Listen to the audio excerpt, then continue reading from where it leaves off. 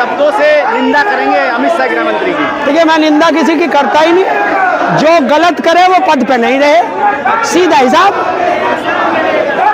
देखिए, इस देश का दुर्भाग्य है, जिस व्यक्ति को अदालत ने ये नहीं माना कि समाज में रहने लायक है, उसे तड़ी पार कर दिया, वो आज तुम्हारा कानून के ऊपर बैठा हुआ है, गृह मंत्री बना बैठा है, वो इस देश को चला रहा है। तो देश चलेगा?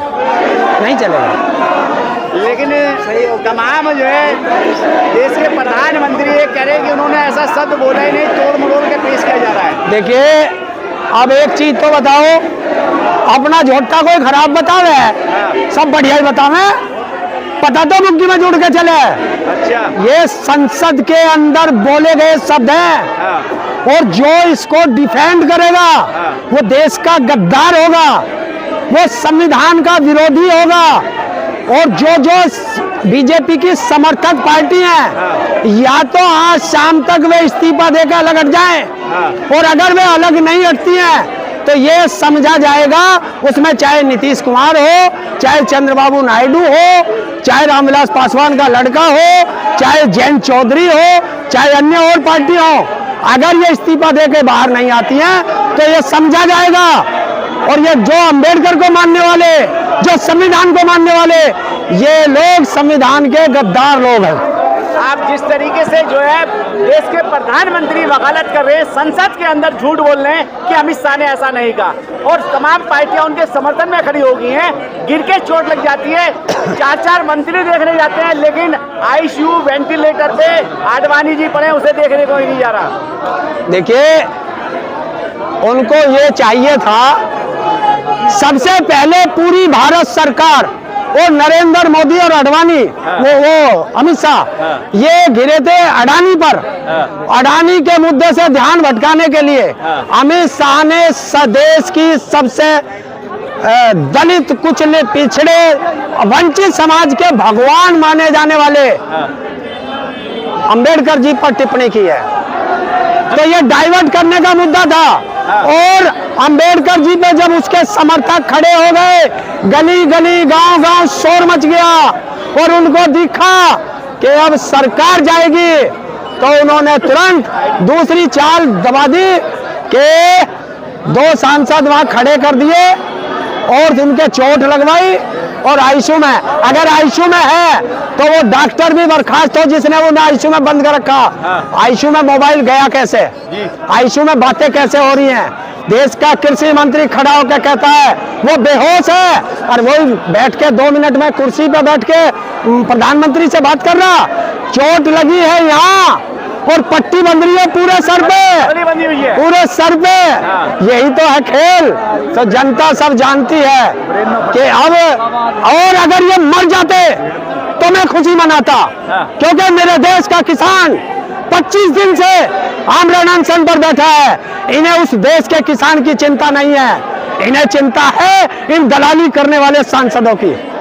क्या लगता है जिस तरीके से सारा मतलब जो है भाजपा का गठबंधन एक साथ है, और वो कहीं ना कहीं अमित शाह के पक्ष में खड़ा हो गया है, तो कैसे आप?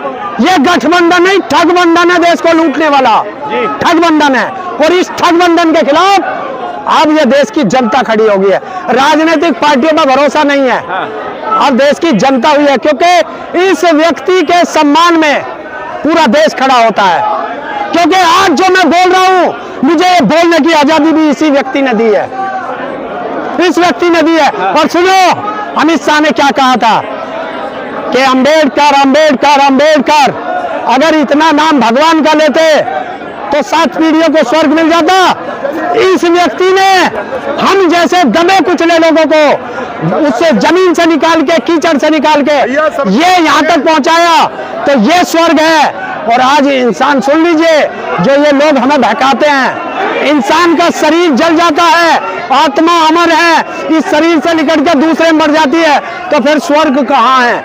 और जो स्वर्ग गया वो वापस नहीं आया, और जो वापस नहीं आया, जो स्वर्ग गया नहीं, उसे पता क्या स्वर्ग में क्या है। जिस भगवान की बात कर रहे थे, उस भगवान को न्याय पाने के लिए सुप्रीम कोर्ट के बाहर चौखट पे बैठना पड़ा, उस संविधान के लिखने वाले के लिए। तो संविधान बड़ा या वो भगवान बड़ा जिसके लिए अमित शाह कह रहे हैं? संविधान बड़ा है। संविधान से बड़ा बहुत आई है, थोड़ा इस देश में अब कुछ नहीं है। आनंद बहुत संविधान सबसे बड़ा है। इतना नहीं होता कि तुम ही खड़े रहो।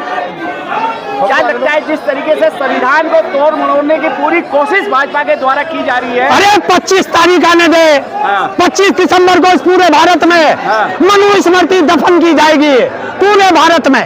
लेकिन लोगों का कहना है इस बार जो है मनुस्मृति ने जला के अमित शाह का पुतला फूका जाएगा। नहीं, मनुस्मृति जलाई जाएगी।